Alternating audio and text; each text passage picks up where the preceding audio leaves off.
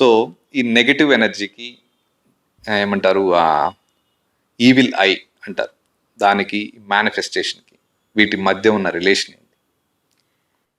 Evil eye అనేది negative energy అనేది if there is a positive it will be negative. World is of duality అంటారు. అంటే profit ఉంటుంది, loss ఉంటుంది, సుఖం ఉంటుంది, కష్టాలు ఉంటాయి, సంతోషం ఉంటుంది, బాధ ఉంటుంది, అన్నీ రెండు ఉంటాయి లైఫ్లో. ఒక రూపాయి కాయిన్కి రెండు వైపులు ఎలా ఉంటుందో మన లైఫ్లో డ్యువాలిటీ ఉంటుంది. That is one of the universal laws అన్నమాట. సో పాజిటివ్ ఉన్నప్పుడు ఖచ్చితంగా నెగటివ్ కూడా ఉంటుంది.